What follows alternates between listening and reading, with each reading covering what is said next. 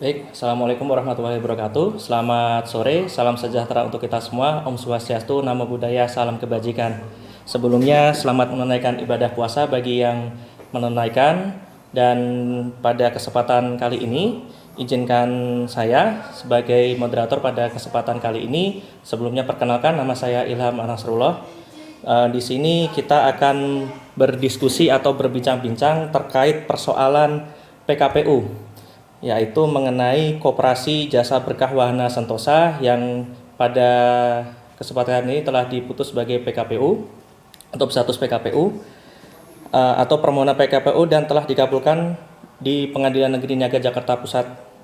Adapun pada kesempatan kali ini telah hadir di tengah kita, yaitu Dr. Beni Wulur SH MHKes selaku kurator, pengurus, dan juga advokat yang telah berpengalaman terkait persoalan kepailitan. Maka tanpa mengurangi waktu untuk kita berdiskusi, maka kita berikan waktu kepada Pak Beni untuk bisa menerangkan terlebih dahulu terkait profil daripada beliau. Waktu sudah tepat, dipersilahkan. Mari Pak.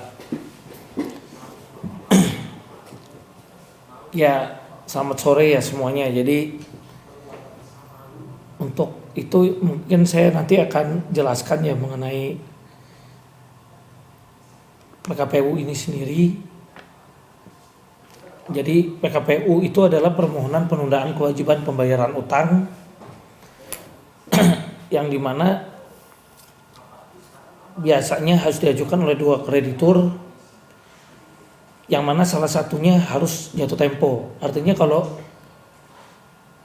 tidak ada yang jatuh tempo ya nggak bisa, dan itu juga sifatnya harus sederhana. Nah, saya sendiri sudah tanganin beberapa case mengenai PKPU ini. Dan selain berpengalaman sebagai advokat, ya saya juga menangani beberapa case.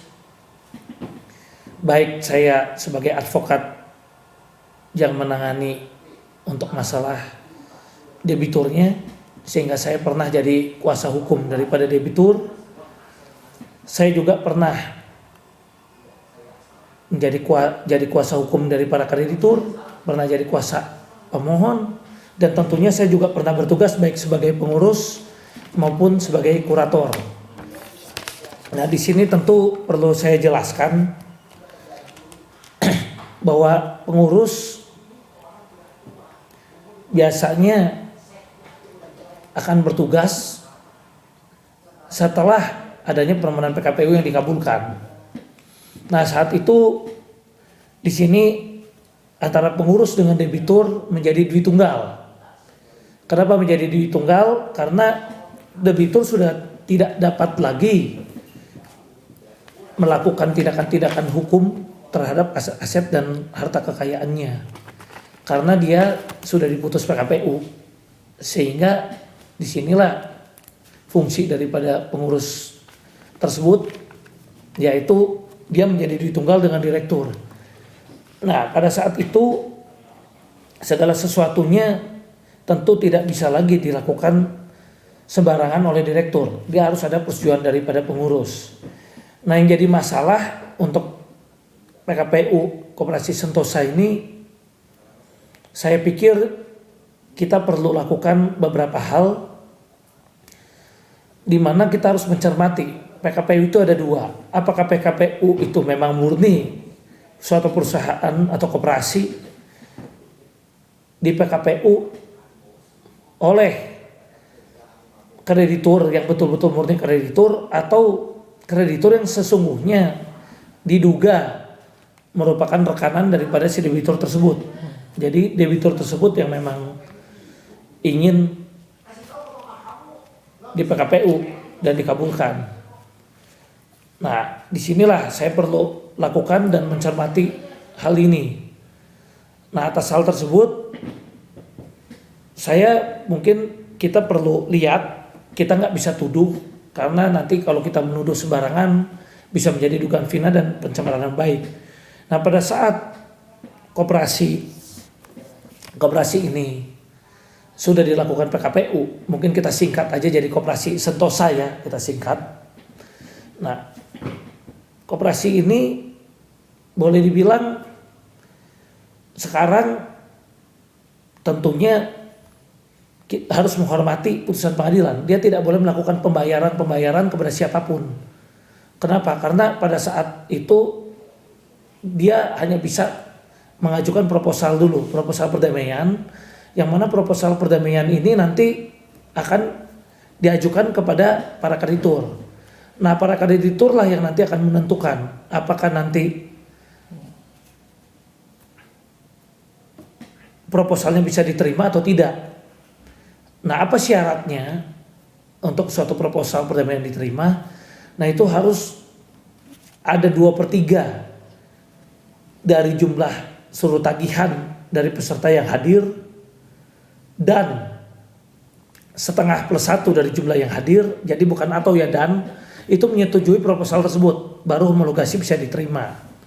Nah, namun homologasi ini tentu harus dilakukan dengan penuh kebaikan, karena apabila ternyata homologasi ini dilakukan dengan itikat kecurangan, adanya penipuan dan adanya dugaan rekayasa, maka homologasi tersebut bisa ditolak untuk disahkan oleh hakim. Nah, disinilah makanya kita mesti cermat dalam menyikapi hal ini. Nah, biasanya pada saat suatu badan hukum itu di PKPU tentu harus mendapatkan suatu dukungan atau suara dari para kreditur. Nah, yang sering kali dilakukan oleh perusahaan atau koperasi, dia bisa saja akan mengerahkan lawyer gratis. Yang mana lawyer itu akan menyediakan jasa nggak usah dibayar, tapi patut diduga sebetulnya dibayarnya oleh debitur. Nah, kalau lawyer gratis ini patut diduga dibayar oleh debitur, nah apakah lawyer ini bisa loyal terhadap kreditur atau loyal kepada debitur?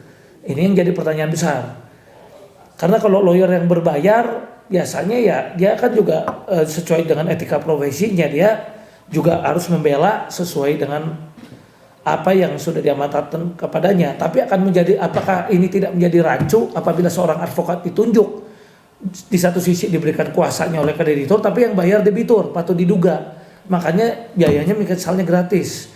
Atau advokat tersebut menetapkan biayanya murah sekali, misalnya 200.000 atau 300.000 misalnya. Sisanya tapi dibayar oleh debitur, ada subsidi. Lebih besar bayaran dari debiturnya. Nah, bagaimana sikap seorang advokat begini yang patut diduga dia kan jadinya akan bingung untuk membela siapa. Nah, disinilah para kreditur harus rajin-rajin dan jeli di dalam memilih advokatnya. Karena advokat yang baik tentu dia akan menerangkan, dia akan jelaskan apabila dia ditunjuk nanti ada prosedur, adanya proposal perdamaian yang disampaikan. Nah, dia mungkin akan sampaikan proposal perdamaian itu kita mesti pelajari. Ya, kalau perlu kita mesti cek juga laporan keuangannya, kita mintakan, kita mesti sama-sama sampaikan di dalam forum, ya kan, supaya kita sama-sama bisa lihat. Nah, kalau enggak kalau syarat itu tidak dipenuhi, kita akan bersatu untuk tidak akan menolak proposal perdamaian, misalnya. Apalagi ini koperasi ya, koperasi seperti kita tahu yang tertinggi anggota tahunan, RAT, kemudian ada pengurus yang ditunjuk. Ya, tentunya pengurus tentu harus selalu memberikan tanggung jawab kepada para anggotanya, di mana koperasi sebenarnya harus mengutamakan kesejahteraan pada anggotanya. Ya, walaupun koperasi sendiri bisa memberikan suatu pelayanan ya kepada masyarakat, kan begitu. Nah, disinilah yang kita tentunya masyarakat juga harus jeli ya. Nah, di sini saya pikir para nasabah juga harus hati-hati ketika diberikan kuasa oleh advokatnya. Kadang-kadang kuasa itu hanya sekedar kuasa, tapi pada saat pelaksanaan voting, nasabah tidak ditanya lagi setuju atau menolak proposal. Bagaimana kalau si advokat tersebut tiba-tiba mencoblos vote setuju tanpa persetujuan pada krediturnya, padahal kreditur tersebut tidak setuju harusnya. Ketika mau komplain nggak bisa, karena di dalam surat kuasa sudah ditulis dapat bertindak apapun juga, tidak ada kata-kata harus konfirmasi kepada krediturnya. Nah, inilah yang menjadi ketidakfairan. Ya, nah jadi ya untuk itu ya kami sampaikan beberapa trik dan strategi. Jadi hati-hati di dalam memilih advokat. Nah, advokat sendiri menurut kami kalau kita sudah menjalani ini sebaiknya kita mencari advokat yang juga sebaiknya saya sarankan juga kurator dan pengurus. Ya, jadi seorang advokat biasanya itu harus menempuh pendidikan dulu kalau mau menjadi pengurus atau kurator. Dan setelah itu ada ujiannya. Jadi ada rekan juga yang beberapa kali bahkan ujian bisa nggak lulus karena memang ujiannya tidak main-main, cukup sulit. Ada ujian lisannya, ada ujian tertulisnya. Nah, inilah yang menjadi dasar menurut kami untuk memilih advokat yang mewakili. Dan sebaiknya advokat tersebut juga memang berpengalaman. Jadi ada advokat yang hanya berpengalaman di kreditur saja. Nah, kalau patut diduga, sekali lagi kita nggak boleh mendiskreditkan siapapun, ini tidak bermaksud mendiskreditkan siapapun. Saya selalu bilang bahasa hukum diduga, orang yang hanya berpengalaman membela kreditur, dia nggak pernah tahu strategi-strategi kalau dia membela kalau dia jadi advokat dalam sisi debitur. Dan dia tidak juga tahu strategi kalau dia harus duduk sebagai kurator atau pengurus. Nah, ini menjadi kekurang lengkapan pengetahuannya patut diduga daripada si advokat itu. Padahal ada strategi, ada trik-trik di mana seorang kurator atau pengurus itu mempunyai strategi juga. Ya kan, kepada siapa dia mesti bertindak. Walaupun di dalam undang-undang kurator dan pengurus ini sebenarnya harusnya dia netral. Jadi kalau dalam PKPU mesti disebut pengurus, kalau dalam kepailitan itu disebutnya kurator. Jadi kalau proposal perdamaian ditolak, kemudian otomatis dinyatakan pailit, nah baru yang tadinya pengurus jadi kurator. Nah, itu yang kami sampaikan. Nah, usulan daripada pengurus ini bisa diajukan oleh kreditur dan disahkan oleh majelis hakim. Itu bisa juga. Atau kreditur dan debitur saling mengajukan, itu juga bisa. Nah, jadi di sinilah yang kita perlu ketahui. Nah, jadi di sini kita bisa lihat, jadi kalau saran saya sama seperti kalau kita sakit, sebaiknya kalau kita sakit jantung bukankah kita harus mencarinya dokter jantung. Nah, kalau dalam perkara PKPU, saran kami carilah advokat yang sudah bersertifikat kurator dan pengurus. Yang mana kami sarankan juga advokat dan pengurus ini juga sudah berpraktek, baik dia udah pernah jadi kuasa hukumnya debitur, pernah jadi kurator dan pengurus, udah pernah jadi kuasa hukumnya pemohon, udah pernah jadi kuasa hukum para kreditur. Jadi dia sudah mengalami di beberapa sisi sehingga pengetahuannya cukup mumpuni untuk menghadapi pengurus, kurator maupun advokat atau yang disewa atau di-hire oleh si debitur. Kenapa? Karena ini perlu strategi-strategi khusus dalam menghadapi permohonan PKPU ini. Disinilah yang perlu jeli seorang advokat di dalam membela kliennya. Nah, ini yang perlu saya sarankan kepada khalayak ramai atau masyarakat, dan kita harus hati-hati juga untuk memilih advokat, karena advokat menurut kami jangan dinilai karena biayanya murah atau karena apa, itu karena patut diduga, kita nggak tuduh, bisa juga disubsidi oleh pihak debitur atau kalau gratis patut diduga juga mungkin nggak dia disubsidi oleh debitur, meskipun kita juga tahu ada juga mungkin advokat yang tulus menolong ya sehingga dia memberikan keringanan-keringanan terhadap para nasabahnya.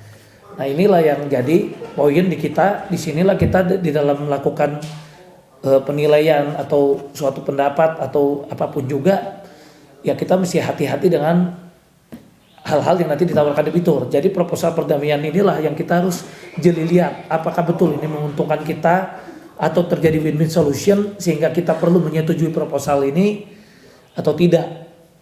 Demikian, mungkin ada pertanyaan-pertanyaan atau ada tambahan-tambahan juga dari Pak Ilham. Ya, silakan. Baik, terima kasih Pak Beni atas penerangan atau penjelasan yang secara disampaikan oleh beliau komprehensif terkait juga mengenai strategi dalam menyikapi putusan PKPU ini, yang mana yang telah disampaikan oleh Pak Beni adalah mengenai untuk memilih lawyer-lawyer yang terbaik, yang amanah, yang berkompeten dalam bidangnya, karena ini menjadi sesuatu hal yang terpenting untuk mengutamakan kepentingan kreditur.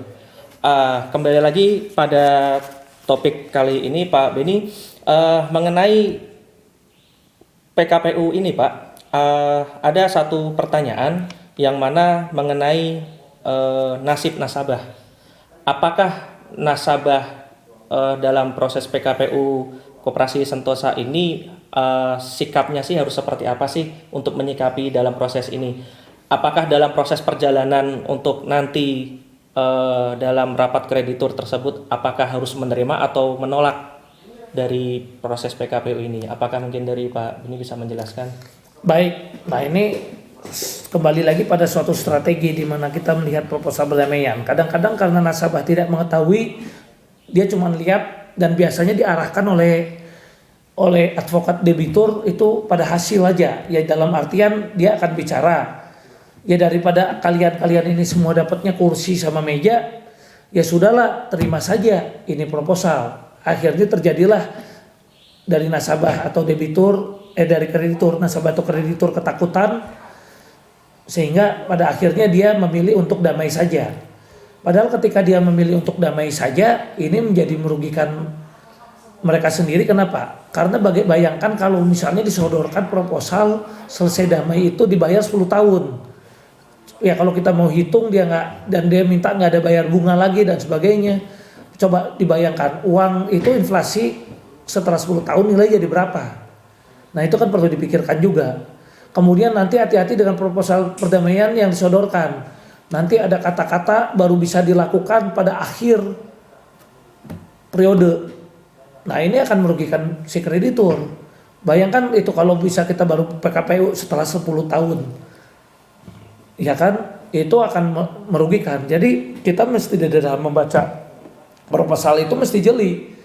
Wah kalau ini kata-katanya baru bisa melakukan PKPU sampai 10 tahun lagi, jangan mau. Kita minta begitu dia gagal pun, kalau dia itikat baik ya kita bisa melakukan langsung pembatalan homologasi.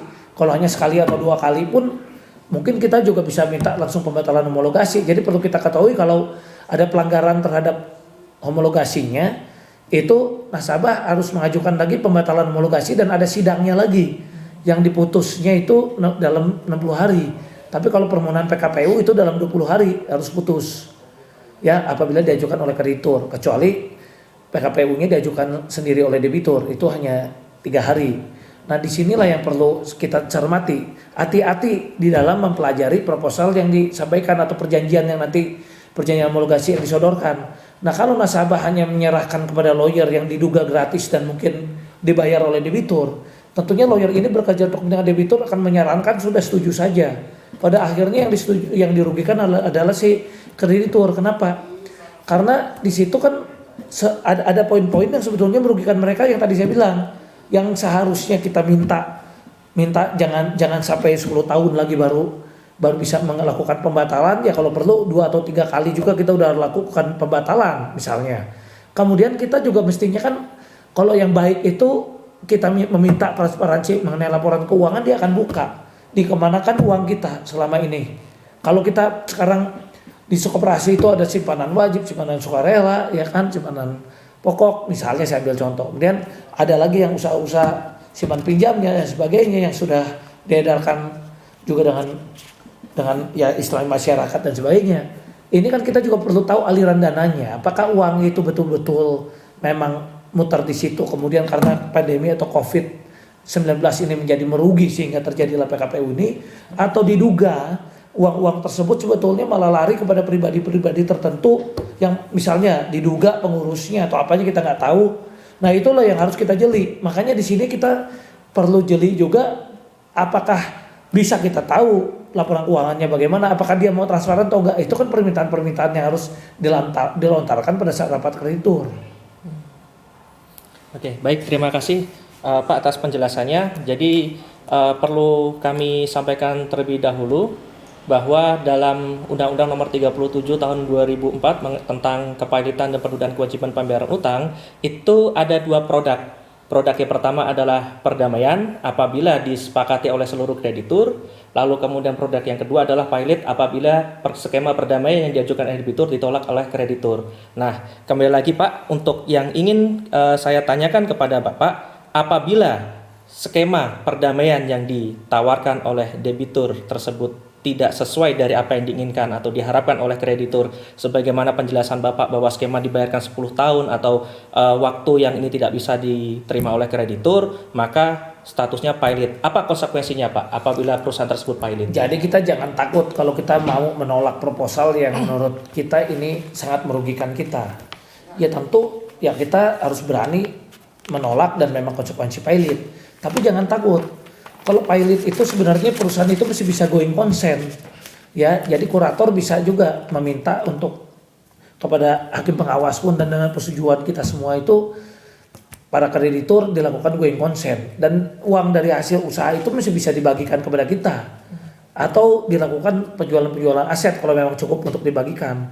Jadi jangan ada rasa takut kalau kita mau menolak proposal dan itu pilot. Jadi tidak selalu kalau pilot itu dapatnya kursi sama meja, itu bisa dilakukan going concern juga. Bahkan kalau itu ditunjuk dengan kurator yang kompeten yang bisa jalankan dan kemudian pada akhirnya itu perusahaan dari keuntungannya bisa membayar kita semua, ya kita bisa bayar. Malahan kalau nanti terbukti ada kenakalan-kenakalan daripada pengurusnya, ya bisa aja ya patut diduga ya bisa masuk ke ranah pidana kan dan sebagainya. Barangkali ada dugaan-dugaan dia menselewengkan dananya dengan cuci uang apa dan sebagainya, itu bisa saja terjadi kan. Nah itu malah akan bisa terungkap pada saat dia pilot.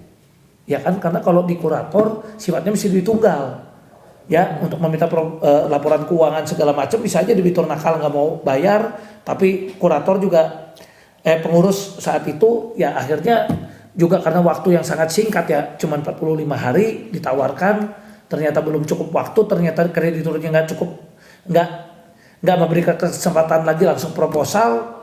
Nah itu yang terjadi. Nah ini kadang-kadang karena ketidaktahuan disalahkan pengurusnya. Wah pengurus nggak betul, pengurus nggak bisa bekerja, padahal bukan pengurusnya nggak bisa bekerja, dengan waktu yang singkat, kemudian krediturnya yang justru menghendaki langsung voting saja, bagaimana bisa dikeluarkan laporan keuangannya, contohnya kan seperti itu. Nah sehingga di sini kalau memang waktu belum cukup dan kita merasa perlu mempelajari lagi ya nggak ada salahnya kita pun berikan perpanjangan. Asalkan benar dimanfaatkan. Tapi kalau debiturnya sudah kelihatan main-main dan patut diduga tidak ada itikat baik untuk menyelesaikan, ya sudah kita pilotkan. Nah kalau pilot kan kurator memang yang jadi memegang kendali penuh, karena menjadi seolah-olah si debitur itu di bawah pengampuan. Nah di situ bisa dilakukan audit, dipanggil akuntan publik yang berkompeten bahkan ya kan oleh si kuratornya. Tapi dengan catatan kurator ini netral dan independen ya, dan jangan sampai diduga ya, jangan sampai misalnya ada pengurus yang sebenarnya diduga tidak independen malah pro debitur. Nah ini yang tentu kita bisa lakukan sikapi ya, itu sebetulnya di dalam undang-undang PLK pasal 71 pun kalau dia pilot itu juga bisa diminta ganti, atau di 236 undang-undang PKPU kalau masih dalam kasusnya masih dalam PKPU juga bisa minta ganti. Nah cuman kita harus lihat kapan kita bisa minta ya, kalau sudah kita lihat daftar piutang tetap ya kan, baru di situ ada kelihatan jumlah suara, jumlah kepala dan sebagainya yang untuk bisa melakukan pengajuan-pengajuan seperti tersebut. Karena banyak juga advokat yang patut diduga dia belum memahami keilmuannya, kadang-kadang baru sidak pertama juga udah minta ganti pengurus. Bagaimana mau gantinya sementara belum juga dikasih kesempatan pengurusnya bekerja, belum ada daftar piutang tetapnya. Ya kan? Nah jadi disinilah kita harus mencermati lebih baik. Baik, jadi pada prinsipnya adalah jangan takut. Apapun proses yang saat ini sedang berjalan, yang diutamakan adalah kepentingan para kreditur. Itulah yang tadi disampaikan oleh Pak Beni. Nah, kembali lagi Pak, kalau dari pengalaman Bapak selaku kurator dan pengurus mengenai perusahaan-perusahaan dalam yang bergerak di bidang koperasi maupun asuransi yang saat ini memang sedang lesu untuk melakukan kewajiban kepada para kreditur atau para nasabahnya, sepengalaman Bapak, upaya-upaya apa sih yang bisa dilakukan terkait untuk kepentingan para nasabah atau kreditur?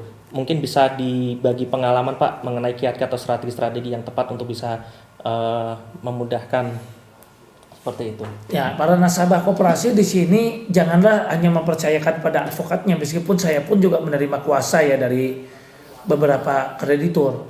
Ya, kalau kita mau memilih setuju, ya tentu kita lebih baik berdiskusi dan bertanya. Jadi sifatnya seorang advokat itu adalah menjelaskan apa keuntungan dan kerugiannya pada saat kita mau memilih setuju atau tidaknya suatu proposal perdamaian diajukan oleh debitur.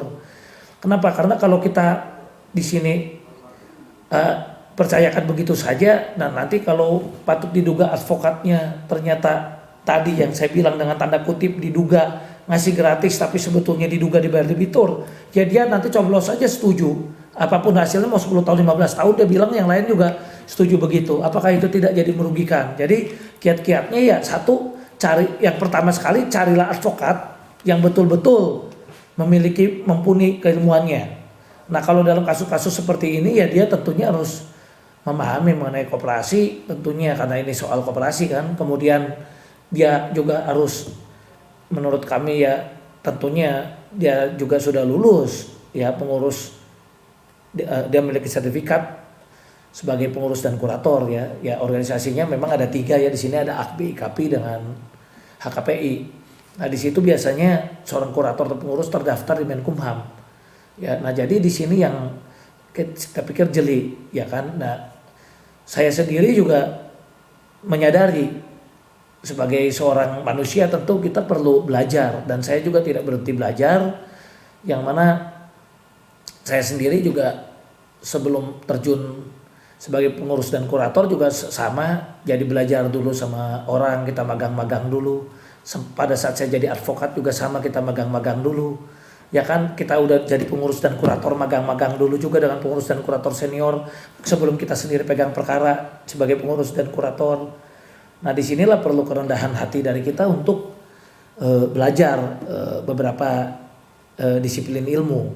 Ya saya sendiri mencoba untuk mendalami beberapa keilmuan. Di antaranya saya mengambil S3 saya, doktor saya di bidang pidana. Nah kemudian S1-nya saya hukum ekonomi dan bisnis. Kebetulan untuk S1 hukum ekonomi dan bisnis saya ambil di Parahyangan dan saat itu saya salah satu lulusan tercepat dari Universitas Katolik Parahyangan. Kemudian di S3-nya saya juga kebetulan doktor dengan salah satu yang lulusan tercepat. Dan saya untuk S2 saya ambil di Sugio Pranoto.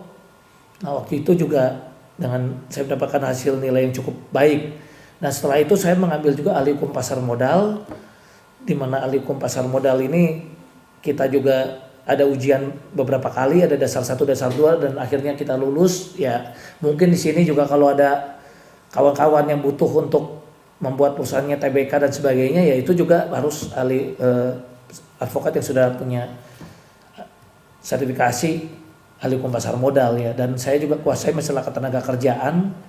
Ya kalau ketenaga kerjaan itu saya juga ada sertifikasinya dan saya juga dulunya mantan personalia juga sehingga saya memahami betul mengenai manajemen sumber daya manusia. Ya kemudian saya juga seorang likuidator dan seorang auditor hukum juga, itu sama ada ujiannya dan kita sudah ambil. Di samping saya juga sudah ambil sebagai ahli untuk hukum pajak juga dan pajak bea dan cukai juga dengan yang gelarnya CTL dan CCL ya. Setelah itu saya juga lanjutkan pendidikan, saya juga seorang arbiter juga dan kami lulus dalam ujian kompetensi arbiternya. Ya saya juga kebetulan ahli hukum kontrak juga. Ya di situ mungkin bisa dilihat di gelar CPL dan CPCLE-nya. Ya kemudian kami juga ahli hukum untuk hak kekayaan intelektual. Nah itu memang kita juga harus ujian dan kemudian saya tempuh di waktu itu pendidikannya kita ambil dan diselenggarakan langsung juga oleh FHP dan bekerja sama dengan Menkumham dengan tempat pendidikannya di Universitas Indonesia dan akhirnya juga kami sudah lulus dan sudah disumpah juga sehingga kita bisa membantu juga untuk masalah haki. Nah di sini ya mudah-mudahan bisa bermanfaat apabila dari Bapak dan Ibu ada yang membutuhkan penjelasan dari kami. Dan kebetulan kalau masalah tanah, kami di Bandung juga ada pegang beberapa perkara mengenai tanah. Di antaranya saya selaku kuasa hukum Semak Dago, kemudian saya lawyer dari Asosiasi Pengusaha Tekstil Indonesia. Kemudian ya kami juga kebetulan juga memegang beberapa perusahaan, ada perusahaan foto juga yang jadi klien kami dan kita udah pegang beberapa investasi juga. Di antaranya kita pernah pegang Kresna, kita pernah pegang Oso juga atau Mahkota, kita pernah pegang juga beberapa case seperti yang lain-lainnya, ada Vikasa, ada Berlian dan ada sebagainya ya. Jadi ya cukup banyak untuk masalah investasi kami tanganin. Ya jadi kalau istilahnya nanti memerlukan ya tentu bisa menggoogle ya dengan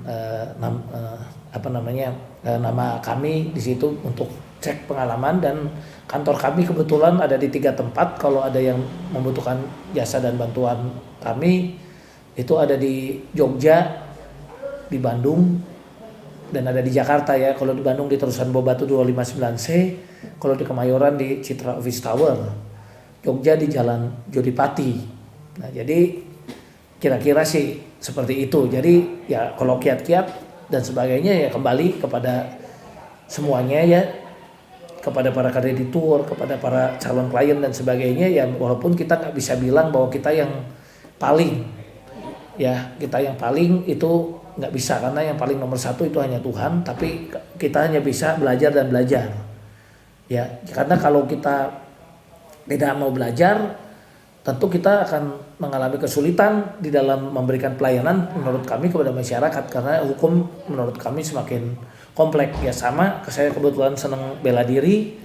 Nah jadi dalam suatu ilmu bela diri kita mungkin bisa lihat kayak taekwondo. Taekwondo berarti kan kalau bertarung jarak jauh dia tendangan kaki.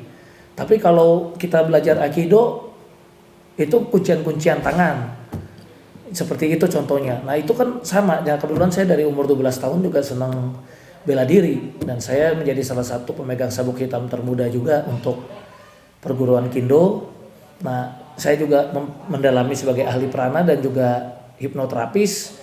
Nah di sini saya juga mempelajari beberapa ilmu bela diri lainnya seperti aikido, kemudian saya pernah dalami judo juga, taekwondo dan kindo. Nah itu juga sama. Jadi saya ibaratkan ilmu hukum ini juga sama seperti itu. Jadi kalau kita cuman percaya diri bahwa kita cukup menguasai dengan satu ilmu aja, kemudian kita nggak mau belajar lagi, kita akan ketinggalan. Kenapa? Karena hukum berkembang, kita akan kalah dengan lawyer-lawyer lain yang ada semangat belajar. Dan saya sendiri saat ini juga untuk beberapa disiplin ilmu yang saya rasa masih kurang, saya juga tidak malu bertanya kepada para senior-senior lainnya yang menurut saya perlu untuk melengkapi. Jadi sama kepada masyarakat yang nggak tahu soal PKPU, nggak tahu soal kepelitan, harus mau rajin bertanya.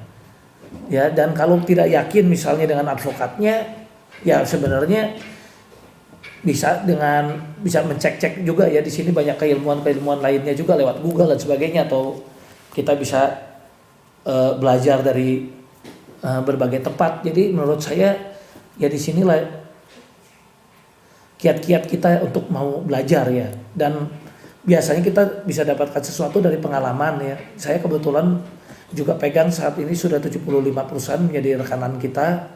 Dengan kekuatan personil kita ada 25 orang yang tersebar baik di Bandung, Jakarta dan Jogja, yang mungkin bisa melayani Bapak Ibu semua. Jadi ya mudah-mudahan melalui perkenalan kita, dan tentunya juga kami ucapkan terima kasih kepada para klien yang sudah memberikan kuasa kepada kami. Tentu kami akan bela sedapat mungkin ya, untuk supaya kepentingannya dapat kita perjuangkan. Nah apabila tentunya ada hal-hal yang perlu dikritik pun ya kami pun siap untuk dikritik demi kemajuan bersama. Dan kalau memang masih ada pertanyaan juga kami persilakan, karena memang tadi ada beberapa pertanyaan yang dititipkan ya ke Pak Ilham ya. Siap. Mungkin ada lagi? Baik. Mungkin cukup sekian Pak Beni atas waktu dan kesempatannya yang telah disampaikan oleh beliau secara komprehensif, menyampaikan mulai dari profil secara pribadi beliau selaku praktisi yang sudah berpengalaman, lalu kemudian juga menyampaikan terkait apa itu penundaan kewajiban pembayaran hutang dan juga apa akibatnya, entah perdamaian maupun kepahilitan. Jadi semua kembali lagi kepada para nasabah, Bapak Ibu sekalian, untuk kemudian bisa atau dapat menunjuk kuasa hukumnya. Yang terpenting adalah amanah dan profesional.